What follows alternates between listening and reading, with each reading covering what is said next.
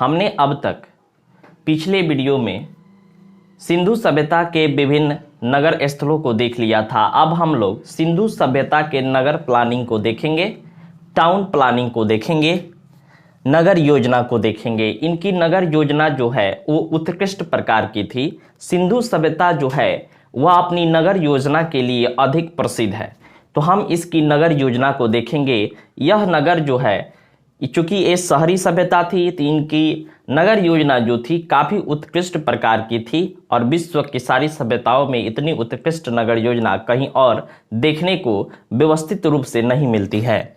हम देखेंगे कि सिंधु नगर जो था वह 2 क्षेत्रों में बटा हुआ मिलता है। मान लीजिए अगर इस तस्वीर को आप देख रहे होंगे, आप इस रेखा चित्र को देख रहे होंगे, तो मान लीजिए यह जो है ये सिंधु सभ्यता का क्षेत्र है। तो ये जो क्षेत्र है यह दो भागों में बटा हुआ था। एक का भाग जो पश्चिम एरिया वाला भाग है, पश्चिम का जो भाग था उसको ऊपरी शहर कहा जाता था, जबकि इधर वाला बाएं साइड का जो भाग था, पूर्वी वाला भाग, उसको निचला शहर कहा जाता था। और ऊपरी शहर जो था वह दुर्ग से घिरा हुआ था। यह दुर्ग जो था वह मिट्टी या ईंटों की दीवारों से घिरा हुआ था। और यहाँ पे यह जो था, यहाँ पे शासक वर्ग रहते थे। यहाँ के जो मकान है निचले शहर से उत्कृष्ट हैं, अच्छे हैं, जबकि निचले जो है वहाँ पे सामान्य लोग रहते थे, ऐसा प्रतीत होता है। हमने देखा कि सिंधु सभ्यता के जो नगर मिले हैं वह सामान्यतः 2 क्षेत्रों में बटा हुआ मिलता है। एक जो पश्चिम वाला भाग होता है जो शासक वर्ग के लिए है, और दूसरा जो है वो सामान्य वर्ग के लिए होता है। और सामान्य वर्ग वाला जो भाग है, यहाँ पे सड़कें जो है वो समानांतर रूप से 90 डिग्री के कोण बनाते हुए एक दूसरे को काटती है। मैंने सिर्फ एक ही बनाया है, ऐसा यहाँ पर भी होगा, यहाँ पर भी होगा और यहाँ पर भी होगा। इस तरह हर एक शहर जो है, इन लोगों का निचला शहर जो है वो 4-4 ब्लॉक में बढ़ जाया करती है। यह इस प्रकार का उनका एक सुव्यवस्थित तरीका से प्लानिंग था। 90 डिग्री काटते हुए जो सड़क बनाती है यह ग्रिड की तरह दिखाई देता है, इसीलिए इसे ग्रिड योजना भी कहा जाता है या जालीनुमा नगर भी कहा जाता है। सामान्यतः हमने देखा कि सिंधु सभ्यता के जो शहर थे वह दुर्ग से घिरे हुए थे, लेकिन चन्हूदड़ो सिंधु सभ्यता का एकमात्र शहर है जहां से कोई भी दुर्ग का साक्ष्य प्राप्त नहीं होता, अर्थात तो वहां पे दुर्ग नहीं मिलता है। हमने यह देख लिया कि यह ग्रिड योजना जालीनुमा नगर थी। यहाँ पे ईंटों की बड़ी बड़ी इमारतें देखने को मिलती है। हम जानते हैं कि सिंधु सभ्यता जो है वो पकी हुई ईंटों के लिए फेमस है। यहाँ पे जो भी इमारतें मिली है वो ईंटों की बनी हुई है और वो भी पक्की ईंटों की बनी हुई है। हालांकि कुछ कच्ची ईंटों का भी इस्तेमाल इस सभ्यता में जगह जगह होता है और ये कालीबंगा में भी देखने को मिलता है। लेकिन हम लोगों ने देखा था कि धौलावीरा एकमात्र स्थल है जहाँ से पत्थरों का इस्तेमाल भी दीवारों में होता था। इमारत बनाने में पत्थरों का भी इस्तेमाल धौलावीरा में होता था। अगर यहाँ के मकान के देखें तो यहाँ के मकान जो है वो सड़क के दोनों किनारों पर दोनों ओर से बने हुए मिलते हैं। मुख्य द्वार और खिड़कियाँ वह सड़क के किनारे न खुलकर उनके विपरीत दिशा में खुलते हैं। ये इनकी एक विशेषता है। सिंधु सभ्यता के स्थलों से जल निकासी प्रणाली का बहुत बढ़िया सिस्टम प्राप्त होता है। घरों में भूमिगत जल निकासी प्रणाली है जो सड़कों से जुड़ी हुई थी, अर्थात घरों में जो ड्रेनेज सिस्टम था उनका वो जो था बाहर जाता था, बाहर से जुड़ा हुआ था और बाहर से वह सड़कों के किनारे नाले बने हुए थे और उसमें वो बहते हुए ऐसे चले जाते थे दूर की तरफ। और यहाँ पे जो नाला प्राप्त हुआ है वह ढकी हुई अवस्था में मिला है, ईंट और पत्थरों से ढकी हुई मिला हुआ है। सड़कों पर जगह जगह मैनहोल भी प्राप्त होते हैं जो नालों की सफाई के लिए खोदे जाते थे। इस प्रकार ये मैनहोल भी यहाँ पे देखने को मिलता है। इस प्रकार हम देखते हैं कि यहाँ पे ड्रेनेज सिस्टम जो है, जल निकासी प्रणाली है जो है यह उत्तम प्रकार की थी। हमने देखा कि यहाँ पे जल निकासी प्रणाली भी घरों में मौजूद है और उसको मैनहोल के द्वारा बाहर सफाई वगैरह भी किया जाता है। उसके बाद हम देखते हैं कि इनके घरों में कुएं भी प्राप्त होते हैं। अगर कालीबंगा को देखें, कालीबंगा जो स्थल है भारत का, कालीबंगा राजस्थान में पड़ता है, वहाँ से हर एक घर में एक कुआं का साक्ष्य प्राप्त होता है, अर्थात वे घर में ही जल का उपयोग करने के लिए कुओं को रखते थे। इसके अलावा इनके घरों में रसोई घर और स्नान घर भी होते थे, बाथरूम भी होता था इनका और किचन भी होता था। अगर इनके कमरे की बात करें, यहाँ पे जो कमरा मिला है वो 4 से 6 कमरा वाला मकान प्राप्त हुआ है सिंधु घाटी की सभ्यता के स्थलों से, और कहीं कहीं 30 कमरा का घर भी प्राप्त हुआ है। सीढ़ी वाले घर भी यहाँ पे मिले हुए हैं। सड़कों पर हम लोग देखते हैं कि यहाँ का नगर प्लानिंग जो था इतना उत्कृष्ट कोटि का था कि सड़कों पर स्ट्रीट लाइट की भी व्यवस्था देखने को प्राप्त होती है। इनके ईंटों का जो साइज था, हम जानते हैं कि सिंधु सभ्यता में अधिकतर पकी हुई ईंटों का इस्तेमाल होता है, और इनके ईंटों का जो साइज था बेतरतीब नहीं था, बल्कि एक खास पैमाने पर इनको बनाया जाता था। इनके ईंटों का साइज जो है 1:2, 2:3, 1:2:3 या 1:2:4 के आकार का ईंटें मिलते हैं। यहाँ पे कच्ची और पक्की दोनों ईंटों का प्रयोग होता है, हम लोगों ने देखा। हालांकि पक्की ईंटों का ही यहाँ पे ज़्यादा इस्तेमाल होता है। ईंटों को जोड़ने के लिए वे लोग चूना और जिप्सम का इस्तेमाल करते थे और इसके माध्यम से वे ईंटों को जोड़ते थे। अगर इनके घर की रूपरेखा देखा जाए तो ये कुछ आयताकार प्रकार का इनका आवास होता था, घर होता था, जो बीच में आंगन होता था और उसके चारों ओर 4 या 5 कमरे होते थे। इसमें किचन भी होता था, बाथरूम भी होता था, और यहाँ का जल निकासी के लिए बाहर के सड़क से यह मिला हुआ था। और ये जो सड़क जो थे वे बड़े नालों से मिले हुए थे, और नालों की सफाई के लिए जगह जगह मैनहोल भी देखने को मिलता है। इस प्रकार हम देख सकते हैं कि यहाँ के जल निकासी प्रणाली और नगर योजना जो थी वह समकालीन विश्व के अन्य सभ्यताओं से बहुत ही अच्छी है। यहाँ का जो हम लोग देखते हैं कि यह ग्रिडनुमा जो है, जालीनुमा नगर जो प्राप्त होते हैं, अगर हम इसकी तुलना अगर समकालीन मेसोपोटामिया की सभ्यता से करते हैं तो वहाँ पे उनकी शहर जो है वो बेतरतीब तरीकों से सजी हुई है, जबकि सिंधु सभ्यता जो है भारत की एकमात्र ऐसी सभ्यता है जहाँ का नगर प्लानिंग जो है, नगर नियोजन जो है वो बहुत ही उत्कृष्ट कोटि का है। इस प्रकार हम लोगों ने देखा कि इनके नगर योजनाओं को देख लिया। अब हम लोग सिंधु सभ्यता के अर्थव्यवस्था की बात करेंगे और देखेंगे कि इनकी अर्थव्यवस्था कैसी थी। यहाँ के लोगों का मुख्य व्यवसाय कृषि था। सिंधु सभ्यता वासी जो थे उनका भी मुख्य व्यवसाय जो था, उनका मुख्य व्यवसाय कृषि था। वे कृषि करते थे। अगर कृषि में मुख्य फसलों की बात की जाए तो वे गेहूं और जौ को उपजाते थे। मिठास के लिए वे गन्ने का उपयोग नहीं करते थे। जैसा कि मिठास के लिए लोग गन्ने का इस्तेमाल करते हैं, लेकिन सिंधुवासी गन्ने का इस्तेमाल मिठास के लिए नहीं करते हैं, वे शहद का इस्तेमाल करते हैं। तो इस बात को याद रखेंगे, सिंधुवासी मिठास के लिए शहद का इस्तेमाल करते थे।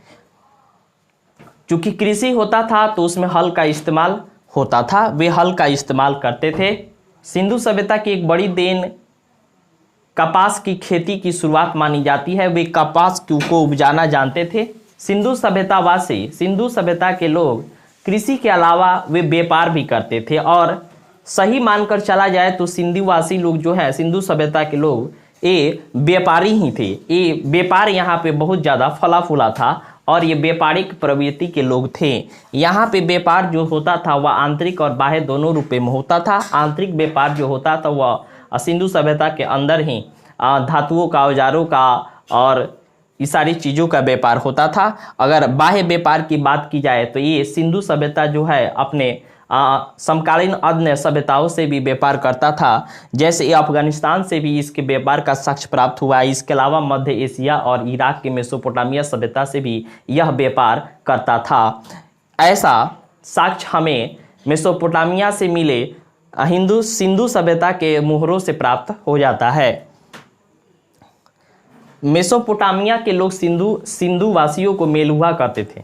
मेसोपोटामिया और सिंधु सभ्यता के बीच दो स्थान भी प्रकाश में आते हैं, जिसका नाम दिलमुन और माकन है। दिलमुन जो है वह वर्तमान बहरीन वाला क्षेत्र, और माकन जो है मकरान तट का है। कृषि व्यापार के साथ साथ वे शिल्पी भी थे। वे शिल्प का भी काम करते थे। वे बहुत सारे शिल्प बनाते थे, जैसे धातु का काम करते थे, मनके बनाते थे, ईंटों को बनाते थे, बुनकर भी थे, वहाँ पे कपड़ों को बुनते थे। इसके अलावा पॉटरी का निर्माण भी वे करते थे। ये सारे शिल्प का इस्तेमाल करना वे जानते थे। इसके अलावे वे पशुपालन भी करते थे और पशुपालन का भी साक्ष्य प्राप्त होता है। वस्तु विनिमय प्रणाली यहाँ पे प्रचलित थी। बार्टर सिस्टम जिसे इंग्लिश में कहा जाता है, बार्टर सिस्टम या वस्तु विनिमय प्रणाली का अर्थ यह हुआ कि वहाँ व्यापार के लिए, उनकी अर्थव्यवस्था के लिए सिक्के नहीं चलते थे। धातु के सिक्के यहाँ से प्राप्त नहीं होते हैं। ये सिक्कों पर आधारित अर्थव्यवस्था नहीं थी, बल्कि यहाँ बार्टर सिस्टम काम में लाया जाता था। अर्थात आपको अगर कोई चीज़ मार्केट से खरीदनी है तो आपको आपके पास भी कुछ वस्तु होनी चाहिए और दूसरे को भी, जिन्हें आपकी वस्तु की ज़रूरत है, तो आप आपस में आदान प्रदान कर सकते हैं। यह जो था ये बार्टर सिस्टम कहलाता था, वस्तु विनिमय प्रणाली कहलाता था कि आपको अगर किसी चीज़ की ज़रूरत है तो दूसरे वालों के पास भी उनकी ज़रूरत का सामान आपके पास होना चाहिए। इसके बाद आप आपस में बदल के अपना काम चलाते थे और इस प्रकार का पद्धति थी। इसी को वस्तु विनिमय प्रणाली कहा जाता था। तो हम लोगों ने देखा कि यहाँ पे सिक्के प्रचलन में नहीं थे, यहाँ पे वस्तुओं का आदान प्रदान होता था।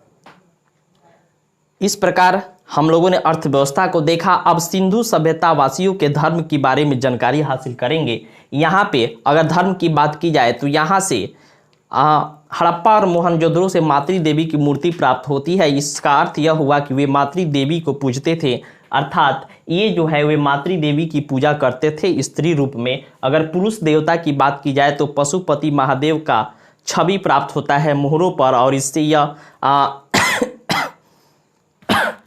यह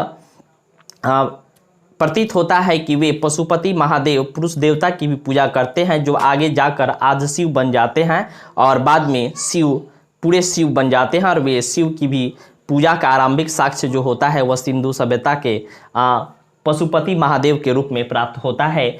वे लिंग और योनि की भी पूजा करते थे। ये जनन अंग थे जो प्राचीन समय सिंधु सभ्यता में इनकी पूजा को देखने को मिलता है और वर्तमान में भी ऐसा देखने को मिलता है। पीपल के वृक्ष की पूजा करते थे। सिंधुवासी जो थे वो प्रकृतिवासी थे, वो प्रकृति को मानते थे और पीपल के वृक्ष की वे पूजा करते थे। वर्तमान में भी हमारे यहाँ पीपल के वृक्ष, तुलसी के पौधों की पूजा की जाती है और उस समय भी वे लोग पीपल की पूजा करते थे, अर्थात वे प्रकृति से जुड़े हुए व्यक्ति थे। वह स्वास्तिक के चिन्ह को पूजते थे। स्वास्तिक का चिन्ह जो होता है, स्वास्तिक का चिन्ह कुछ इस तरह से होता है, ऐसे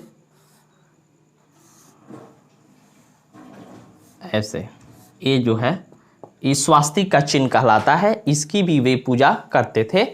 वे ताबीज का इस्तेमाल करते थे और उसे ये धारण करते हैं। इसका अर्थ यह हुआ कि वे अंधविश्वास में विश्वास करते हैं और भूत प्रेत संबंधी अंधविश्वासों में वे रुचि रखते हैं। मनुष्य के मरने के बाद अंतिम संस्कार की बात की जाए तो वे दफनाना और जलाना दोनों माध्यमों से वे व्यक्ति का अंतिम संस्कार करते थे। हालांकि दफनाने की क्रिया ज़्यादा होती थी। इस प्रकार हम लोगों ने सिंधुवासियों के धर्म को जान लिया। अब हम लोग इससे जुड़े कुछ महत्वपूर्ण विविध चीज़ों को भी देख लेंगे। सिंधु सभ्यता वासियों को लोहे की जानकारी नहीं थी। वे तांबे की जानकारी रखते थे, टीन की जानकारी रखते थे, कांसे की जानकारी रखते थे, तांबे और टीन से बनी कांसे की जानकारी रखते थे, लेकिन वे लोहा की जानकारी नहीं रखते थे। अर्थात इनकी सभ्यता जो है वो कांस्य युगीन सभ्यता है, लौह युगीन सभ्यता नहीं है। हम लोग इसके बाद वाली जो सभ्यता पढ़ेंगे वैदिक युग की, उसमें लौह युग की जानकारी हासिल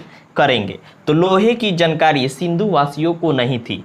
और क्या चीज़ थी जो सिंधुवासियों की जानकारी नहीं थी? तो उन्हें घोड़े की भी जानकारी नहीं थी। घोड़े का अवशेष जरूर गुजरात के सुरकोटता नामक स्थान से प्राप्त हुआ है, लेकिन वह संदिग्ध है और काफ़ी सीमित है। इसीलिए इन्हें ये मानकर चला जाएगा कि उन्हें घोड़े की भी जानकारी नहीं थी। मंदिर की भी जानकारी नहीं थी। हालांकि वे पशुपति शिव की पूजा करते थे और मातृ देवी की पूजा करते थे, प्रकृति की पूजा करते थे, योनि और लिंग की पूजा करते थे, लेकिन वे मंदिर नहीं बनाते थे। इसका अर्थ यह हुआ कि वे मंदिर की जानकारी अभी नहीं रखते हैं। और हम लोगों ने यह देखा कि सिंधुवासी जो है व्यापार के लिए, लेन देन के लिए बार्टर सिस्टम का प्रयोग करते हैं, वस्तु विनिमय प्रणाली की प्रयोग करते हैं। इसीलिए उन्हें मुद्रा, धातु की मुद्रा की भी जानकारी नहीं है, अर्थात यहाँ पे अभी धातु का मुद्रा का प्रचलन शुरू नहीं हुआ है। लिपि की बात की जाए लिपि की बात की जाए तो सिंधु वासियों को लिखने की जानकारी तो थी, लेकिन उनकी लिपि जो है वो अत्याधुनिक नहीं थी। उनकी लिपि जो थी वह चित्रात्मक थी। वे चित्र के माध्यम से अपनी संकेतों को प्रकट करते थे, अपनी भाषा को व्यक्त करते थे, जिसे बेस्टोफेदन भी कहा जाता है। और यह बाएं से दाएं और कभी दाएं से बाएं की तरफ लिखी जाती थी। यहाँ से सिंधु सभ्यता के अनेक नगरों से और स्थलों से मुहर प्राप्त हुआ है, ये तो हम लोग जानते हैं। और ये मुहर जो है यह सिलखड़ी पत्थरों से बने हुए होते हैं, और इन्हीं मुहरों को मिट्टी पर या व्यापारिक माल पर या अपने संपत्ति पर उनको प्रभेदक अर्थात चिन्ह लगाया जाता था, जो उनके स्वामित्व को दर्शाता था। तो मोहर जो होते हैं वे सिलखड़ी पत्थरों से बनाए जाते थे। शतरंज का विकास सिंधुवासी किए हुए हैं। वे खेल से काफ़ी प्रेम करते हैं, वे खेलों में रुचि रखते हैं सिंधुवासी, और वे शतरंज टाइप का खेल खेलते हैं। ऐसा माना जाता है कि शतरंज का विकास सिंधुवासियों की देन है। वे शतरंज खेला करते थे, वे पासे का भी यूज करते थे, और बहुत सारे खिलौनों का साक्ष्य भी प्राप्त हुआ है। इस समय गाय महत्वपूर्ण जानवर अभी तक नहीं है। गाय जो है वो वैदिक युग में एक बहुत ही महत्वपूर्ण जानवर बनने वाला है, जिसके लिए बड़े बड़े युद्ध होते हैं। हम लोगों ने देखा कि यह कांस्य युगीन सभ्यता थी। कांसा जो होता है वह तांबे और टीन से मिलकर बना होता है, और तांबा जो होता है वे भारत के खेतरी नामक राजस्थान एरिया से प्राप्त किया जाता था। इसके अलावा बलूचिस्तान वाले एरिया से भी तांबा प्राप्त किया जाता था। जबकि टीन जो है, ऐसा माना जाता है कि टीन जो है वो अफगानिस्तान से मंगाया जाता था। टीन जो है वो भारत में उपलब्ध नहीं था। भारत के कुछ एरिया में हालांकि इसका प्रमाण मिलता है। सिंधु सभ्यता के विभिन्न जानकारी हम लोग हासिल कर लिए। इसके बाद हम लोग पतन की जानकारी हासिल करेंगे, और अगले नेक्स्ट वीडियो में हम लोग सिंधु सभ्यता की पतन को देखेंगे।